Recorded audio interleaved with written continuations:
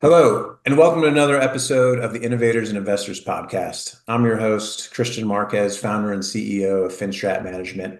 Super excited. With us today, we have Zach Posner, co-founder and managing director at the LegalTech Fund. Zach, welcome to the show. Thanks for having me. So, would love to hear. The name probably speaks for itself, but if we can just kick things off with a bit of background on the LegalTech Fund's investment thesis, it would be a great start.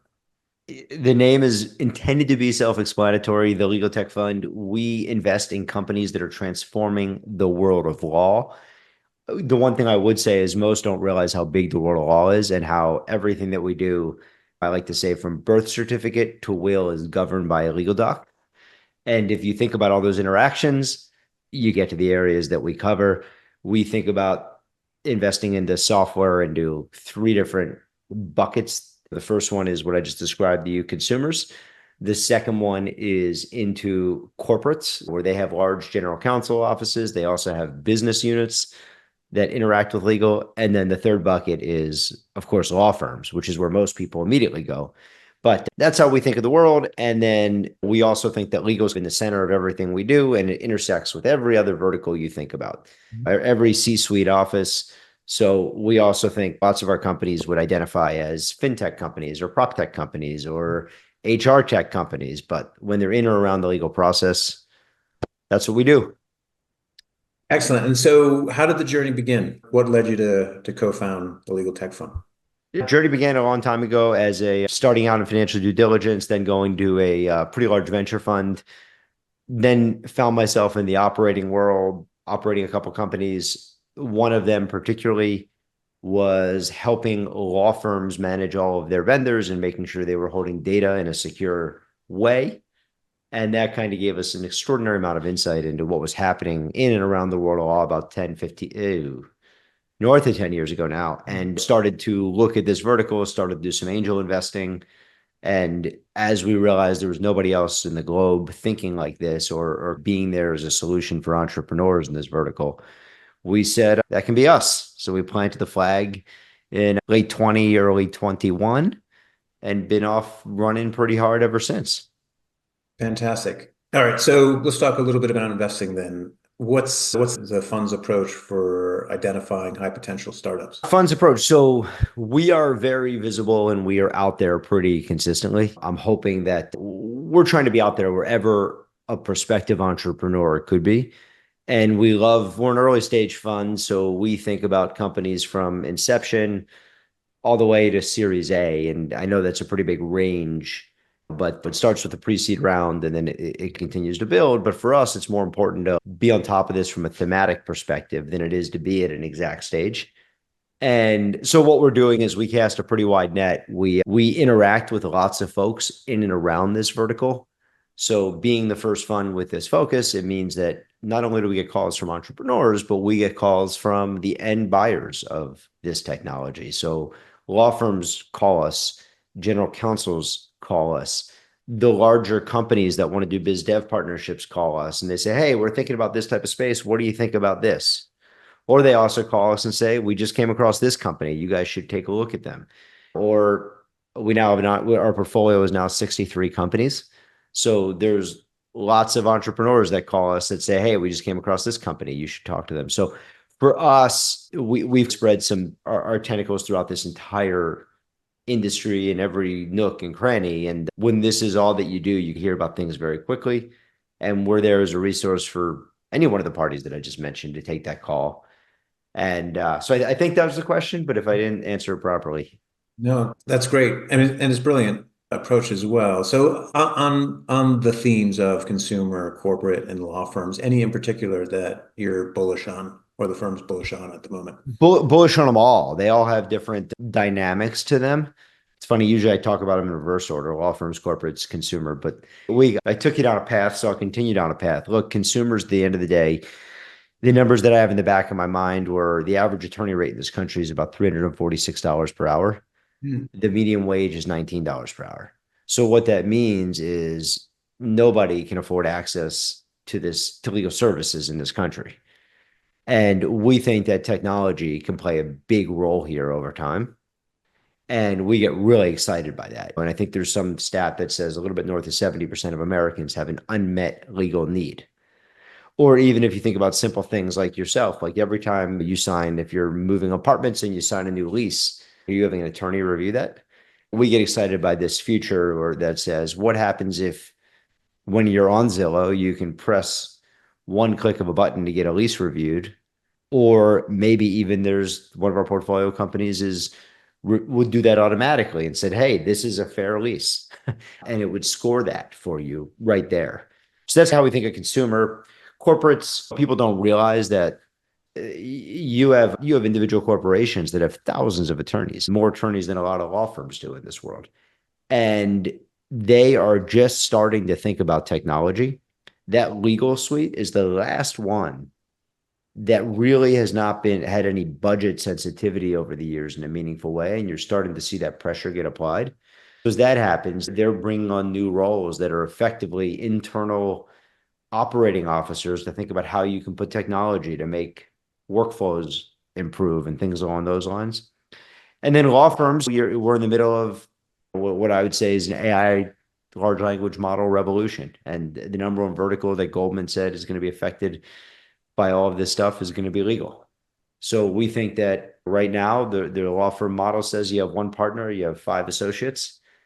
And we think that pyramid or that leverage model may get squeezed a little bit, and you may see roles and responsibilities changing.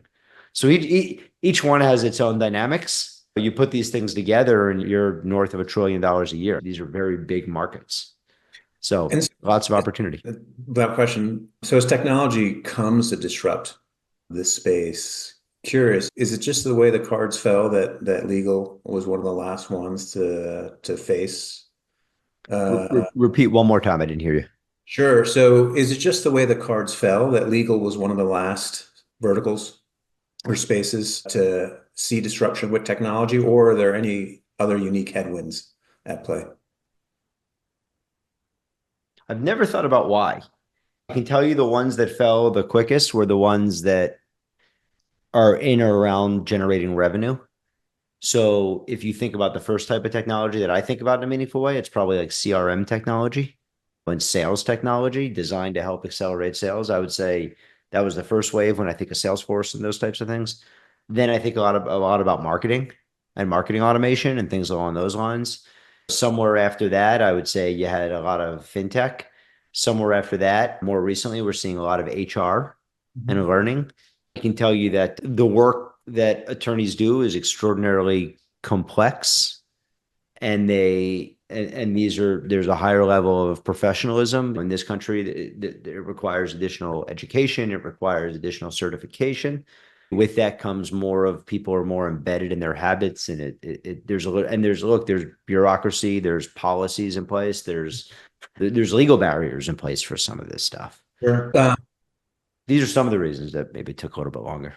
It makes sense if you think about the complexity associated with the unique nuances in any given legal scenario. And obviously not an expert, but I can't help but think about parallels for accounting. Accounting is structured, it lends itself to automation, yet there's so much nuance involved that there's a challenge to remove humans from the loop. And you don't want to get things with accounting wrong. You don't want to get things with legal wrong. So maybe it's a little, if you show the wrong advertisement to the wrong person and the average person sees 500 ads a day on the internet, like the world's it's going to keep going. Different concepts. But you don't want to be wrong on a number in a financial statement if you're talking about accounting. Yep. Makes great sense. So with that, so obviously tech, big focus. Let's talk about the founding team. How does the LegalTech Fund think about founders? Yeah. You're saying in investments that we evaluate? Yes. Look, the earlier stage you are, the more we think about founders. The later stage you are, the more you think about a company. And the thing that I always think about is any member of the management team at Coca-Cola decided to step away tomorrow, I would make a bet that you'd still be able to buy a Coke in the local convenience store. And that's one end of the spectrum. And so there you have something that's, hey, the bet is on the company and processes. At our stage, there really is no company. It's all about the people. And it's like this line. And we're down here where the people are everything. But from an evaluation perspective, the types of things that we think about is we think about a founder market fit construct. And that's more than just saying, hey, was somebody an attorney, therefore it's okay, they understand this. It's more, no, they were an attorney with this exact pain point. They delivered thousands of times. They understand this better than anybody in the world. They're uniquely qualified to be doing this if somebody's going to do it. We think a lot about business acumen. We think a lot about technology acumen. We think a lot about, think internally, hey, are they coachable? And it doesn't mean by us necessarily, but it means, but chances say somebody has been through a similar experience to what they're about to go through. And you and me know, like, you can learn by banging your head against the wall, or you can follow a Sherpa in some capacity. So those are some of the characteristics that we look for. But I would say that for us, understanding the founders is absolutely critical. And it's something that we've even, I remember the first year we got started in November of 20. So my guess is this is December of 21. So a little bit after a year, it was downtime for the holidays. And we said, let's look back and talk about the investments we've made so far. And let's just take a little time out while things are quiet. And we started talking about each one, and we weren't even talking. The first thing we were talking about was the experiences with the entrepreneur. We weren't talking about the company or what they did, or it was almost like, how have we seen these entrepreneurs grow? How have we seen, what are we seeing positive about them? Where are we seeing that they've struggled? And it's just interesting that that's how everything was framed. It wasn't in the context of the company. It was in the context of the entrepreneurs and the founding teams. So that actually had us so effectively double down on how we think about founders going Fantastic. into 22 and beyond. So I'm curious. So you conduct this assessment, and now you're up to 63 portfolio companies that you're working with. Zero obligation to name a company or a team, but would love to hear if there's any stories in particular that you really impress you, either around growth or overcoming challenges. Yeah, we see it a lot, and we see it every day. And this is what's interesting. It's all different. It's not even like you can consistently bucket these things, and the strengths and the weaknesses and the ability to recognize some of these things. So I think that there's like just any example you can possibly imagine, from founders saying, Zach, I I was a practicing attorney. I had no idea what that construct you were talking to me meant. If you want me, if you want us to think like this, just tell us how to think about this thing. To the fact that founders come at us and say, no, that's not how we look at the numbers. We look like this. And we're like, wow. So I would say this is like a bidirectional relationship where we find ourselves learning every day from these founders as well. But no unique, no, like, every single entrepreneur, we have different stories where we've learned and where we've suggested some concepts, maybe taught them or maybe not. And makes good sense. I have not yet seen in my own experience a one size fits all opportunity to provide counsel or guidance, but great segue. We would love to think or love to hear about how the LegalTech Fund thinks about engaging your portfolio companies, generally hands off or more involved. It's a mix. And it's not a mix by design. It's a mix by what the entrepreneur needs and when they need it and what they want and what they don't want. We have examples where we're on the phone with entrepreneurs every day and then some. And we have examples where we don't talk to an entrepreneur for a month and a half or 2 months. And by the way, this also changes over time. It's not necessarily specific to a company. And I think that lots of what we tried to do, though, is say, what are the different areas that venture funds can help? And if it's not uniquely situated to legal, we probably try to say, hey, feel free to go to your other funds for that type of stuff.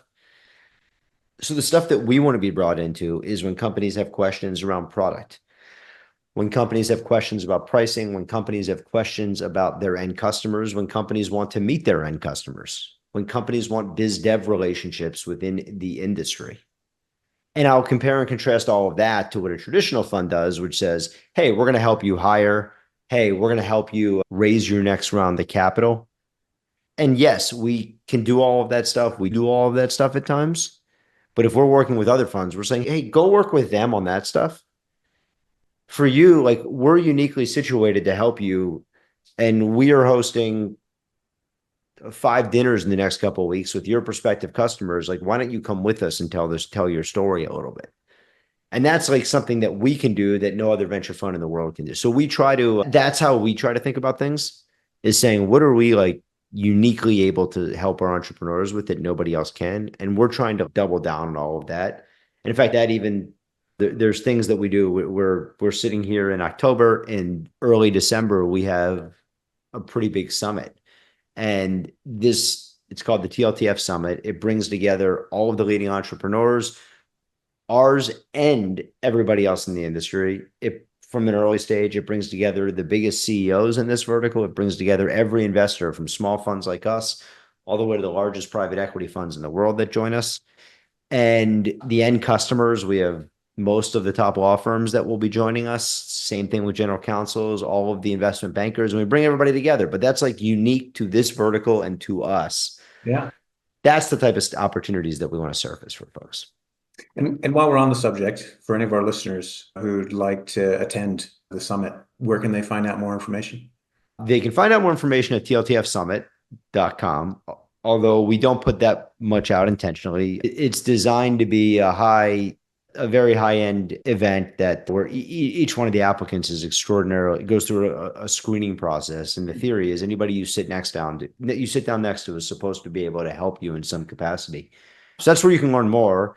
I would say if they'd like to attend, we're in a little bit of a bind because we're about 5 days ago, we had to pull the plug on this thing and shut it down for this year because we went beyond capacity. Congratulations. And thank you. And it's really an honor it's really like an honor to be associated with putting this together, but it's really a testament to everybody that joins us and what the word of mouth has been the last couple of years. So there's a great team that works on all that stuff. But I would say, I'm pretty sure there's something where you can sign up to be informed about next year's event, which will likely be in December again. Great. And I can't help but feel, to your point, it sounds from a legal perspective, portfolio companies who have the legal tech fund on the cap table at a significant advantage, but also your limited partners. And I have to imagine that knowing that you guys are as close to the industry as you are is just a tremendous advantage. Yeah. And look, that's all we're trying to do is create unfair advantages for our portfolio companies. If you're the next social network, unfortunately, we can't help you. There's days where I would love to, but it's just not something that we can be helpful with. But so I'd venture to say we're eligible to invest in directionally 5% of the companies in the world. That's our universe. But for those 5%, we want to be the best investor in the world, period. Love it. Great segue, raising financing. Would love to hear what advice you have to either first-time founders looking to raise outside equity or an existing founder who's preparing for a Series A. We're talking early stage, and I would say laser sharp focus on whatever it is you're trying to solve. We see so many companies that get distracted and the products end up becoming bigger and bigger. And what happens is you have customers that they all sign up for different reasons, assuming things are going well, or at least appear to be going well. But when you unpack it, that means that nobody cares enough about one specific pain point. And we believe that if you want to build a great business, you got to get it into a rinse and repeat cycle. And when you're trying to be 5 things to 5 different people, you're going to end up with not 20% of what your capability could have been had you focused on one thing. And the fact that people are asking you for other things probably indicates that your pain point's not big enough. And we would prefer to see you go all in on one thing, find out that you're wrong, and then go to the next thing. One of our MI advisors, he had a philosophy of fail fast and fix it.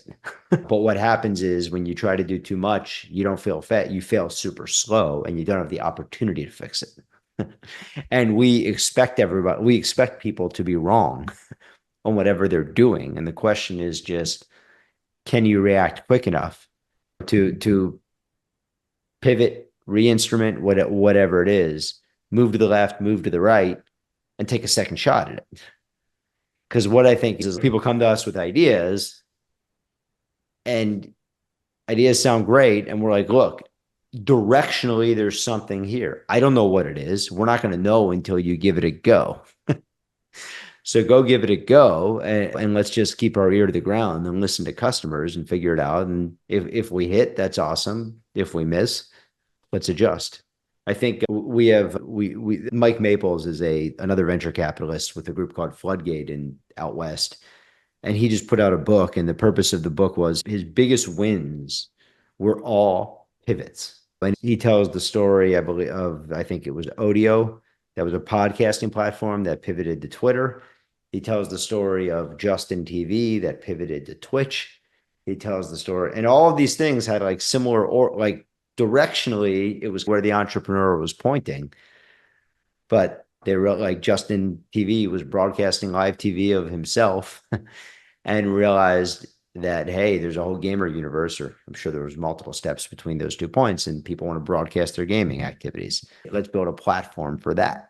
You don't get that unless, what happens is, if you don't have that laser sharp focus, you don't get that feedback loop, and you don't know if what you're doing is working or not, because you can get distracted by a lot of different things. Yeah, I've often credited Warren Buffett, and I don't know if he really said it, with saying something to the exact effect: it can only optimize one variable at a time. Yeah. And this idea of being myopic, and also in my experience, is just extremely valuable because you speed up the learning process, you figure things out more quickly. And in this time really is money. And look, everything I tell you, it's like I've made a lot of these mistakes myself when I was operating, and you just see it. So we're just, and it's, people don't want to know, they don't want to be told they're wrong. They don't want to learn that they're wrong. But the real secret is, no, you want that feedback as quickly as humanly possible. That's right. That's right.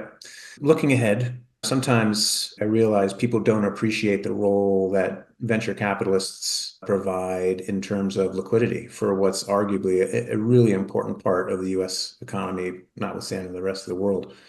That said, would love your perspective on how you see the venture capital landscape either remaining the same or changing over the coming years.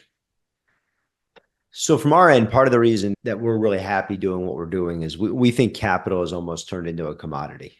Hmm. So we see lots of capital out there, lots of generalist fund, and basically, yeah, capital's become a commodity. And that's why we're big believers in what we're doing on this like thematic focused fund, where you need to be able to demonstrate value way beyond capital. So for us, when we think about making an investment in the company, it's not just a financial capital decision, it's like a human capital decision. That's just as important to us, and it should be just as important to our entrepreneurs that want to do business with us, as you're not only taking our financial capital, you're taking our human capital. And that's the more, so from our end, we think at the earlier stage, the more thematic a fund is, the more the fund can actually help to drive positive impact for the companies. So like we're hopefully part of that wave in the middle of it. But I think that's a big wave that's coming. And I think that as you go upstream, there's just a lot of capital that's available right now for companies. And I'm really happy playing in the space that we're playing in the stage that we're playing in. Yeah, I recently read that. So a similar assessment, the bigger challenges is finding opportunities for the capital that's out there. And if you think of the spectrum, I'd argue that funds like the LegalTech fund are ideally suited to find them because you're closest to the ideas that are being generated and put to work. And look, I think that the more dollars you have, you see some of these massive funds, which we're proud not to be, that they're forced to like artificially deploy certain amounts of capital. And we don't have, there's also challenges when you have a smaller fund, but in general, like that's the type of stuff we're not thinking about. And that, yeah. Zach, it's been an awesome podcast. I would love to spend even more time with you. Before we wrap up, last question. What advice would you give to any aspiring VCs out there? Any aspiring VCs have a unique differentiated story and approach, because I think that the venture capital markets become like inundated with capital in the last couple of years, and You want to find a unique reason why people want to work with you, or how you can help your companies, or how you look at the world a little bit differently. So that's what we think about every day, is how can we be the best and how can we help our entrepreneurs? And if we do all that stuff, good things will happen. Great stuff. Zach, how can people find you? LinkedIn, I'm on there way too much. I actually think it was Microsoft's best acquisition ever. It's one of those platforms that I don't know when I jumped on it, 2006, 5, 4 or something, but whenever it came out, but I found myself on there more and more every day. Zach, thank you again. Really appreciate your time. I know our audience is just going to find this an extremely valuable podcast. And Awesome. Thank you. And thank you for doing this. my pleasure. And with that's another episode of the Innovators Investors podcast. Thank you.